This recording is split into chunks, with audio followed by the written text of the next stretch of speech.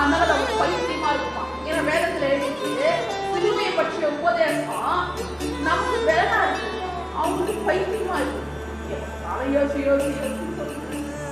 Correct தான் இல்லையா? சில பேர் வெளியே சொல்லுவாங்க, சில பேர் மனசுல சொல்லிக்குவாங்க. சொன்னா சொல்லிட்டு போ. கரெக்டுங்க. அதை குறித்து நம்ம கவலைப்படக்கூடாது. நான் இயேசுவை பத்தி சொன்னாதான் எனக்கு வேலைனாவே இருக்கு. சாம கொழுப்பதும் பாத்தீங்கன்னா நான் பேசும்போது நானும் கேட்டுட்டே இருப்பேன். அது வெளியில போறவங்க பைத்தியமா இருப்பாரு கேட்டுட்டே இருக்கு. ஆனா எனக்கோ அதுதான் பலன் இருக்கு. போய் அது கேட்டாதான் சாமாவே தொலை முடியுதுலாம் முடியல. அந்த வார்த்தையை கேட்டாதான் குளுக்கோஸ் சாப்பிட்ட மாதிரி பலனா இருக்கு. காலையில எப்படி 4 இட்லி சாப்பிட்டா கூட பலன் வரல, அப்படியே தூங்கலாமா. ஆனா அந்த வார்த்தையை கேட்டா சுறுசுறுப்பு அரைச்சிடும் எறும்பு மாதிரி. அப்போ நமக்கு தேவ பலன் அவங்க